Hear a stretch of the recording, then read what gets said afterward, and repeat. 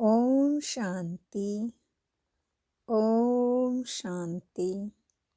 ओम शांति। मीठे प्यारे बाप दादा के लाडले बच्चों, फिर से सभी को नए वर्ष के लिए बहुत बहुत शुभकामनाएं, मंगल कामनाएं। अव्यक्त मास के लिए भी सभी को बधाई। अव्यक्त पुरुषार्थ सभी का तीव्रता से चल रहा है। बाप दादा दोनों हमारे साथ है, अपनी बाहें पसारे हुए। मीठे बाबा हम बच्चों को ही बुला रहे हैं अपने पास। आप समान बना रहे हैं, संपन्न देवी देवता बना रहे हैं। इसीलिए आज मुख्यतः मीठे बाबा ने हमें बताया है, कर्म अकर्म विकर्मों की गति के ऊपर हमारा ध्यान खिंचवाया है। और मीठे बाबा ने आज बताया किन बच्चों को बहुत अच्छा प्राइज बाबा से मिलेगा। तो आइए फिर से अव्यक्त स्थिति, साकार मुरली। सम्मुख है मेरे प्राणेश्वर, मेरे गुरु सद्गुरु, सद्गति दाता, सद्बुद्धि दाता मेरे शिव बाबा मेरे सम्मुख बैठे हैं। मैं अति दिव्य, अति सूक्ष्म शक्ति इस भ्रुकुटी के सिंहासन पर विराजमान हूँ और मीठे प्यारे बाबा के साकार मुरली से अमृत का रस पान कर रही हूँ। मन बुद्धि से एकाग्र, एक बाबा दूसरा न कोई। आज है 2 जनवरी 2023। बाप दादा मधुबन से महावाक्य। मीठे बच्चे, तुम राजऋषि हो। तुम्हें बेहद का बाप सारी पुरानी दुनिया का सन्यास सिखलाते हैं, जिससे तुम राजाई का पद पा सको। प्रश्न है, इस समय किसी भी मनुष्य के कर्म अकर्म नहीं हो सकते, क्यों? उत्तर, क्योंकि सारी दुनिया में माया का राज है। सब में विकारों की, काम क्रोध ईर्ष्या द्वेष अहंकार लोभ मोह की प्रवेशता है। इसलिए मनुष्य जो भी कर्म करते हैं वह विकर्म ही बनता है। सतयुग में हर कर्म अकर्म होते हैं, माना वो कर्म का कोई बुरा भी नहीं प्रभाव चढ़ता, ना अच्छा ही प्रभाव आत्मा पे चढ़ता। वो स्टेबल है। कहा सतयुग में। तो प्यारे बाबा कहते हैं सतयुग में ही कर्म अकर्म होते हैं, क्योंकि वहाँ माया ही होती नहीं। प्रश्न, किन बच्चों को बहुत अच्छी प्राइज मिलती है बाबा से? उत्तर, जो श्रीमत पर पवित्र बन अंधों की लाठी बनते हैं, माना मनसा वाचा कर्मणा पवित्र बन। अंधे कौन है? अंधों की लाठी कौन बनते हैं? अंधों की लाठी माना जिनको स्वयं का ही ज्ञान नहीं है, स्वयं की सत्य पहचान नहीं है। हमारे आत्मा भाइयों को केवल शरीर आंखों से जो दिख रहा है दुनिया, इस शरीर को ही वो सब कुछ मान के चल रहे हैं और एक तरफ भगवान को सब कुछ मांगते हैं। तो इसीलिए बाबा कहते हैं सबसे अच्छी भाग्य या प्राइज किसको मिलेगी? जो बच्चे स्वयं को श्रीमत के अनुसार पवित्र बन औरों को, माना अंधों की भी सेवा करते हैं, उनको भी बाप का और स्वयं का परिचय देने के लिए निरंतर सेवारत रहते हैं, उन बच्चों के लिए बाबा कहते हैं अच्छी प्राइज मिलेगी। तो उत्तर में बाबा ने कहा, जो श्रीमत पर पवित्र बन अंधों की लाठी बनते, कभी भी 5 विकारों के वश में नहीं होते। 5 विकारों के वश होके अपना ब्राह्मण कुल, ईश्वरीय कुल, दैवी कुल को कलंकित नहीं करते, उन्हें ही बहुत अच्छी प्राइज मिल जाती है। अगर कोई बार बार माया से हार खाते हैं तो क्या हो जाता है? ड्रामा अनुसार उनका यहाँ देवी राजधानी का सुख शांति के अधिकार प्राप्त करने का पासपोर्ट ही कैंसल हो जाता है। बहुत गहरी मुरली, तो ध्यान से सुनिए। मीठे बाबा कहते, गीत चला, ओम नमः शिवाय। ओम शांति। कल ही हमारे दिमाग में चल रहा था, बाबा ओम नमः शिवाय का क्या अर्थ है, और आज वही गीत चला। तो ये कमाल है बाबा की, और बच्चों के संकल्प चलते हैं।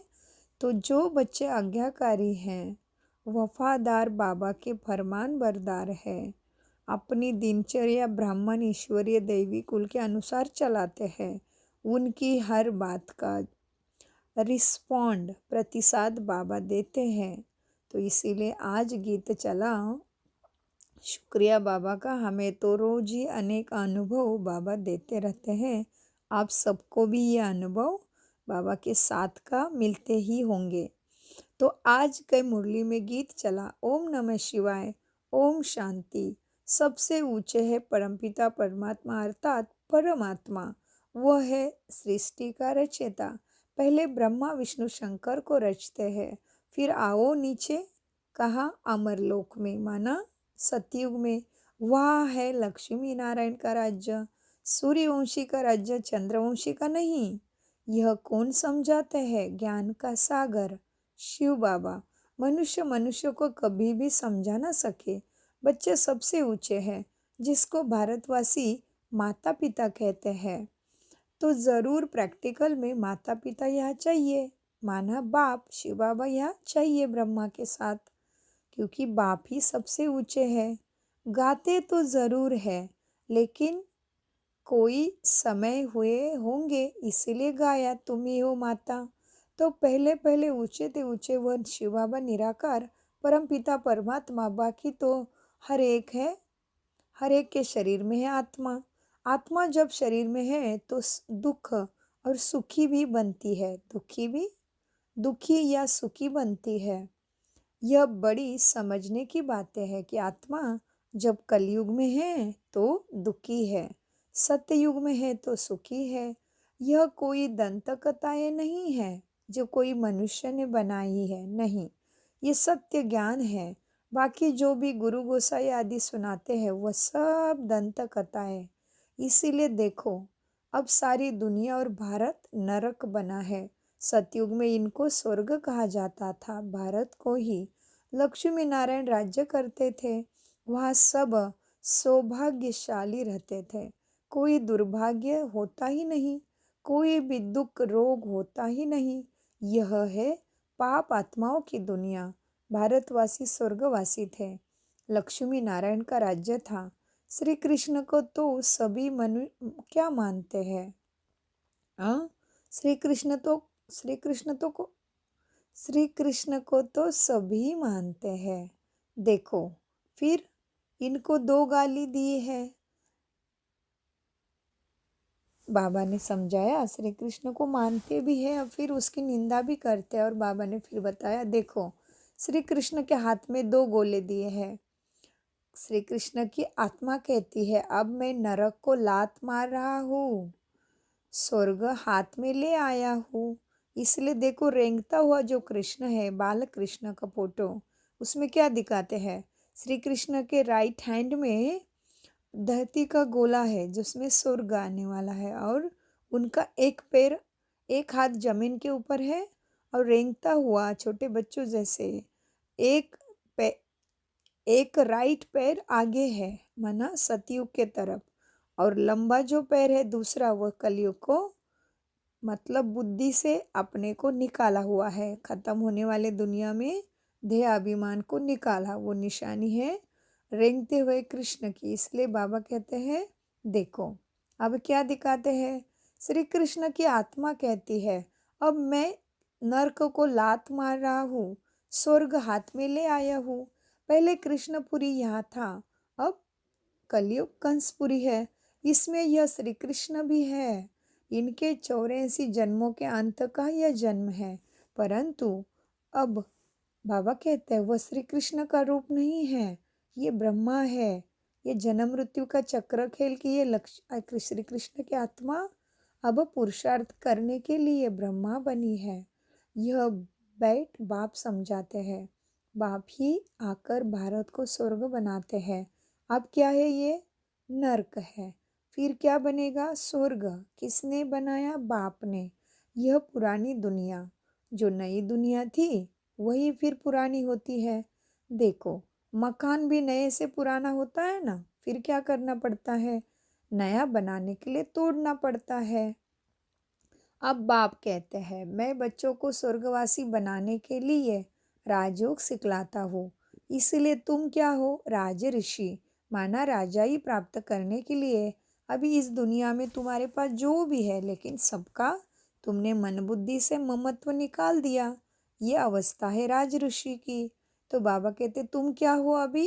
राज ऋषि। राजाई प्राप्त करने के लिए अभी मन बुद्धि से आत्मिक भान, खत्म होने वाली दुनिया से, शरीर से लोभ मोह नहीं। माना राज ऋषि। राजाई प्राप्त करने के लिए तुम संन्यास करते हो विकारों का। वह है सन्यासी, घर बार छोड़ जंगल में चले जाते हैं, परंतु है फिर भी पुरानी दुनिया में। बेहद का बाप तुमको नरक का संन्यास कराते हैं और स्वर्ग का साक्षात्कार कराते हैं। बाप कहते हैं, बच्चे मैं आया हूँ तुमको स्वर्ग में और फिर शांति धाम भी ले जाने। बाप सभी को कहते हैं, तुम अपने जन्मों को नहीं जानते हो। इसलिए देखो, आज भी कोई मरता है तो कहते स्वर्ग में चला गया, क्योंकि स्वर्ग इस धरती पे है ना। तो सबको मालूम है कि स्वर्ग हुआ था, लेकिन याद नहीं आ रहा है उनको किसी को भी। और लेकिन बाबा परम धाम और परम धाम की और सतयुग की याद जब तक नहीं दिलाते तब तक किसी की बुद्धि ऊपर जाती ही नहीं। इसलिए बाबा कहते मैं तुम्हें लेने आया हूँ। और फिर बाबा ने कहा, बाप सभी को कहते हैं, बच्चे तुम अपने जन्मों को नहीं जानते। यह तो ज़रूर है, जो जैसा कार्य करेगा अच्छा व बुरा उसके अनुसार वो आत्मा संस्कार ले जन्म लेगी आगे। कोई साहूकार बने, कोई गरीब, कोई रोगी, कोई तंदुरुस्त बनते हैं। क्यों? क्योंकि अगले जन्म में कुछ कर्म करके उसका हिसाब ले आए हैं। कोई तंदुरुस्त है तो ज़रूर अगले जन्म में मतलब पहले जन्म में हॉस्पिटल आदि बना के सेवा किया होगा। दान पुण्य जास्ती करते हैं तो इस जन्म में साहूकार है। नरक में मनुष्य जो भी कर्म करेंगे अभी वह जरूर विकर्म ही, पाप कर्म ही बनेंगे, क्योंकि सब में विकारों की प्रवेशता, 5 विकारों की प्रवेशता है। लेकिन सन्यासी अब पवित्र बनते हैं तो पाप कर्म छोड़ देते हैं, जंगल में जाकर रहते हैं। परंतु ऐसे नहीं कि उनके कर्म भी अकर्म बने, नहीं। बाप समझाते हैं, इस समय है ही सब में ये इस समय है माया का राज्य। इसलिए मनुष्य जो भी कर्म करेंगे वही पाप कर्म होंगे, क्योंकि वो स्वयं को नहीं जानते। सतयुग त्रेता में मनुष्य देह भान में आके, बाबा कहते शरीर के भान में आके जो भी कर्म करोगे वह पाप कर्म होता है, क्योंकि ये माया का राज्य है। सतयुग त्रेता में माया नहीं होती, इसलिए कभी विकर्म भी नहीं बनते, ना ही वहाँ दुख है। इस समय एक तो है रावण की जंजीरें, फिर क्या है? भक्ति मार्ग की, अंधश्रद्धा की, भटकी हुई बुद्धि की जंजीरें। मनुष्य ने बनाया कथा में फंस गए हैं और फिर कहते भगवान दया करो। यह है भक्ति मार्ग की जंजीरें। जन्म जन्मांतर धक्के खाते ही आए हैं। बाप कहते हैं, हमने आगे भी तुम्हें ऐसा ही समझाया था, हाँ, कि इन जब तब आदि से मैं नहीं मिलता हूँ। मैं आता ही तब हूँ जब भक्ति मार्ग का अंत होता है। भक्ति शुरू कब से हुई? द्वापार से। मनुष्य दुखी होते हैं तब मुझे याद करते हैं। सतयुग में है सब सौभाग्यशाली तो मुझे याद नहीं करते। यहाँ कलयुग में है सब दुर्भाग्यशाली, भाग्य ही नहीं है, भाग्य से दूर हो गए सभी तो दुर्भाग्यशाली। इसीलिए दुख में कितने रोते और पिटते हैं। अकाली मृत्यु भी होता है, काल कभी भी किसको खाता है। बाप कहते हैं, मैं आऊँगा जब तक नरकों को स्वर्ग बनाता है तब तक। बाप कहते हैं मैं आऊँगा जब तक नरक को स्वर्ग बनाना होता है तभी। भारत प्राचीन देश है, जो पहले थे उनको ही अंत तक यहाँ रहना है। 84 का चक्र गाया जाता है। गवर्नमेंट जो त्रिमूर्ति बनाती है उनमें होना चाहिए ब्रह्मा विष्णु शंकर। गवर्नमेंट ने कौन सी त्रिमूर्ति बनाई? जो हमारी भारत की नोट है ना, नोट के ऊपर जो देखो तीन शेर का मुख दिखाया है। तो बाबा कहते हैं एक्चुअली उन्होंने तो वो त्रिमूर्ति का कहीं कहीं ऐसे तस्वीर भी बनाते हैं और पुतले भी बनाते हैं ना। और है भी गवर्नमेंट का, दिल्ली में भी ऑफिस, गवर्नमेंट ऑफिस के सामने वो तीन मुख है शेर के, सिंह के, लायन के। तो लेकिन बाबा कहते वो तो त्रिमूर्ति का होना चाहिए। वो शेर ने, वो लायन क्या करेगा? मनुष्य को सदगति थोड़ी देगा। तो इसीलिए बाबा कहते हैं, और भारत में कहते हैं ना, सत्यमेव जयते। लेकिन सत्यमेव जयते कौन है, कैसा है, वो नहीं समझते। इसलिए बाबा कहते हैं गवर्नमेंट में जो त्रिमूर्ति बनती है उनमें होना चाहिए था ब्रह्मा विष्णु शंकर, परंतु क्या किया? जानवर का लगा देते हैं। बाप रचयिता का चित्र ही है ना, बाप रचयिता का चित्र है नहीं, और नीचे चक्र भी लगाया है। वह समझते हैं चरखा है, परंतु यह है ड्रामा सृष्टि का चक्र। चरखे की बात नहीं, चरखा तो गांधी जी ने निकाला। चरखा माना चक्र, चक्र को समझने से पार हो जाएंगे। बाबा कहते हैं अब चक्र का नाम रखा है अशोक चक्र, जो भारत के झंडे के बीच में है। तो पहले क्या था, भारत का झंडा जो था ना, चटर्जी ने बनाया था, उसमें तो पहले क्या दिखाया था? सबसे पहले तो वंदे मातरम लिखा था, और चांद सूरज के चित्र थे, सबसे पुराना झंडा भारत का। उसके बाद गांधी जी का चरखा दिखाया, और अभी जो 3 कलर बना है उसमें जो अशोक चक्र है वो भी 1946 में जब भारत स्वतंत्र हो गया तभी वो तीसरा नंबर का झंडा बना। तो उसका बाबा ने आज याद दिलाया है। तो बाबा कहते देखो क्या है अशोक चक्र। अब चक्र का नाम रख दिया अशोक चक्र। अब अशोक माना किसी भी आत्मा को दुख का, शोक का, पीड़ा नहीं है, वो कब होगा ये भी नहीं जानते। अब तुम इस चक्र को जानने से ऐसे सतयुगी अशोक देवी देवता बनते हो जहाँ पे दुख ही नहीं है, शोक ही नहीं है। बात तो ठीक है, सिर्फ उल्टा पुल्टा कर दिया। तुम इस 84 जन्मों के चक्र को याद करने से ही चक्रवर्ती राजा बनते हो। 21 जन्म के लिए इस दादा ने भी 84 जन्म पूरे किए हैं। यह श्री कृष्ण का अंतिम जन्म है। इनको बाप बैठ समझाते हैं, वास्तव में तुम सबका अंतिम जन्म है। जो भारतवासी देवी देवता धर्म के थे उन्होंने भी पूरे 84 जन्म भोगे हैं। अभी तो सबका चक्र पूरा होता है। अब यह तुम्हारा तन भी तमो प्रधान चीची हो गया है। ये दुनिया ही चीची है, इसलिए इसको तुम्हें बुद्धि से संन्यास करना पड़ता है। इस कब्रस्तान से दिल नहीं लगानी है, नहीं तो समय संकल्प सफल नहीं होंगे। आप बाप और वर्षे से दिल लगाओ। तुम आत्मा अविनाशी हो ना, मरती तो नहीं। यह शरीर का विनाश है। अब मुझे बच्चों याद करो तो क्या हो जाएगा? अंतमति सोगति हो जाएगी। तुम ऐसे पुण्यवान महान दिव्य आत्मा बन जाएंगे। तो गायन है ना, क्या गाते हैं? अंत काल जो स्त्री सिमरे वलवल मरे। हाँ, तो गाते तो है लेकिन समझते नहीं। अब बाप कहते हैं अंत काल जो शिव बाबा सिमरे वह नारायण पद को प्राप्त कर सकता है। नारायण पद मिलता है सतयुग में। बाप के सिवाय यह पद पर कोई, बाप के सिवाय ये पद तुम्हें, यह पद कोई दे भी नहीं सकता। बाबा कहते कोई शक्ति नहीं है जो तुम्हें नारायण का पद दे सकता है। नारायण का पद मिलेगा सतयुग में, लेकिन बाप के सिवाय यह पद कोई दिला भी ना सके। यह है तुम्हारे लिए पाठशाला। इसमें क्या होता है, क्या पाठ पढ़ाया जाता है इस शाला में?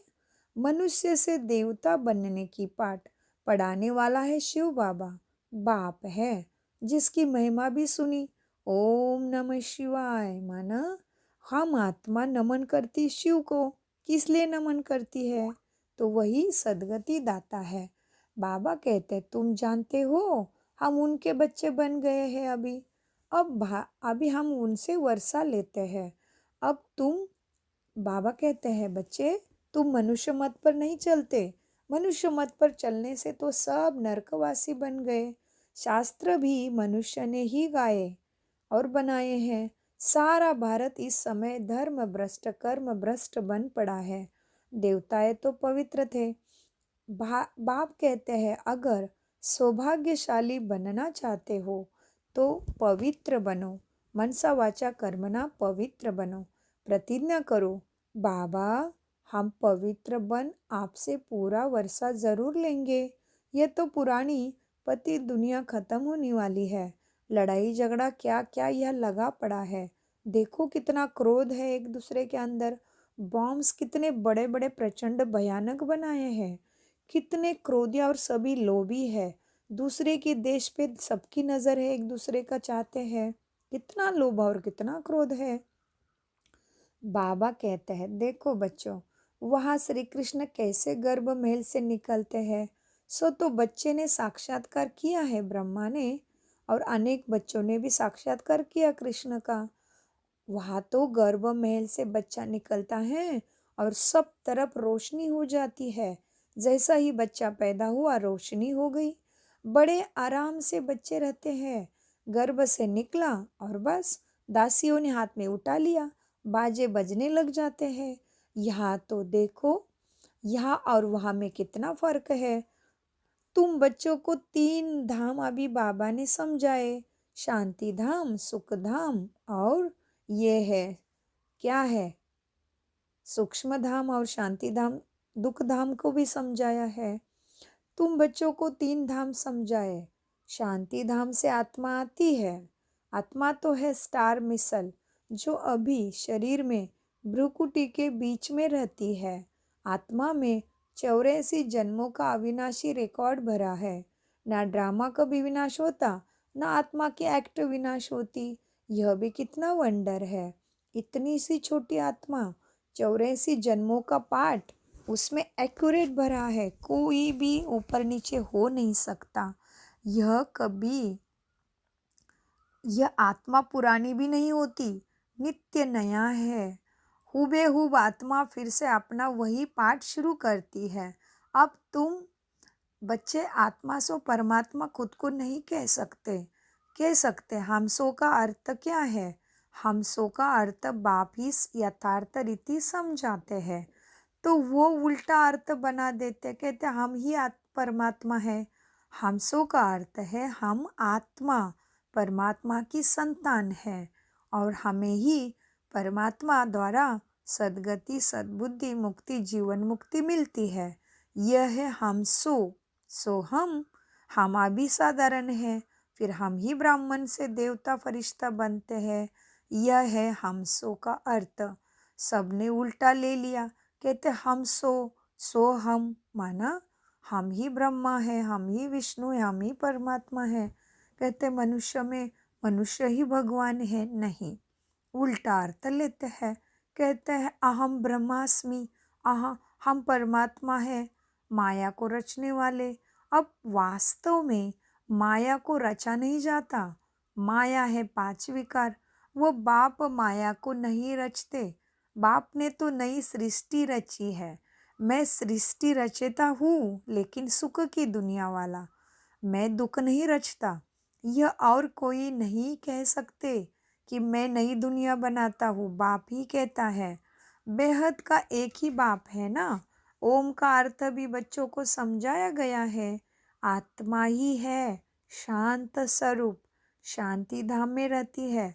परंतु बाप है ज्ञान का सागर, आनंद का सागर। आत्मा की ये महिमा नहीं गाएंगे। हाँ, आत्मा में नॉलेज आती है। बाप कहते हैं मैं एक ही बार आता हूँ, मुझे वर्षा भी ज़रूर देना पड़ता है सुख शांति का तुम बच्चों को।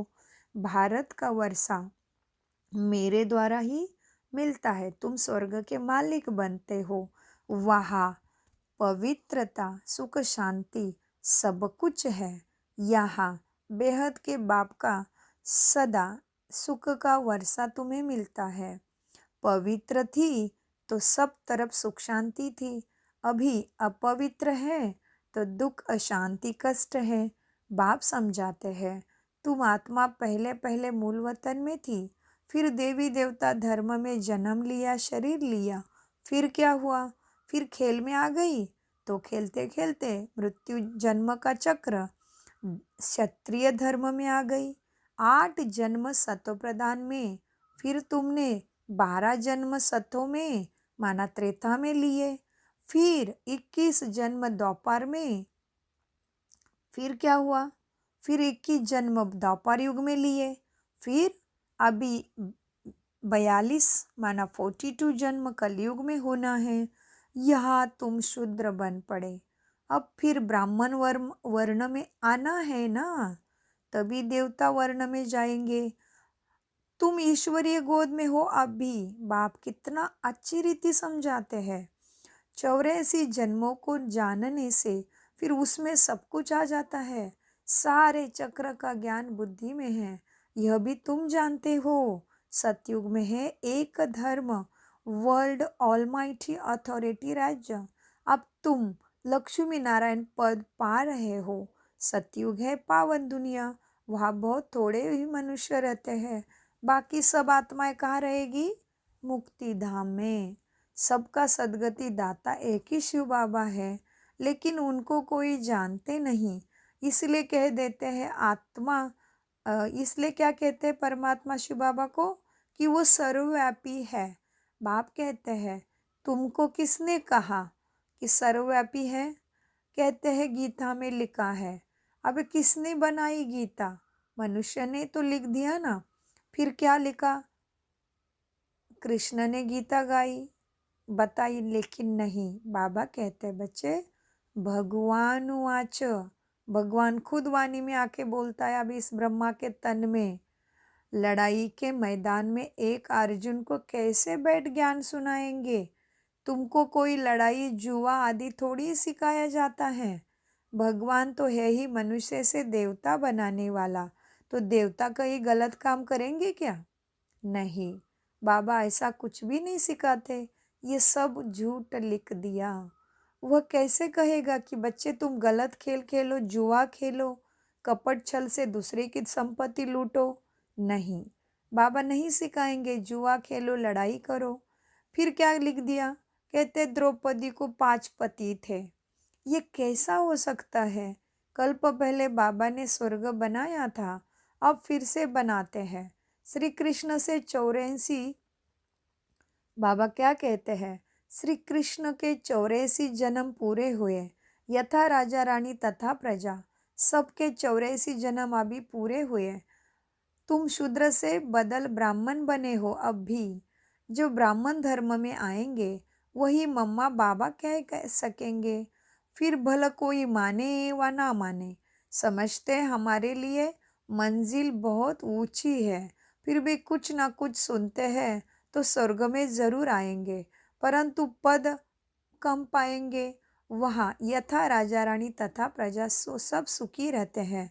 नाम ही है ना heaven, heavenly God father, heaven स्थापन करते हैं। यह तो है हेल। सब सीताओं को रावण ने अपने 5 विकारों के तमो प्रधानता के जेल में बंद रखा है। सभी शोक में भगवान को याद करते हैं बैठ के कि हे भगवान हमें छुड़ाओ दुखों से, इस रावण से। सतयुग है अशोक वाटिका।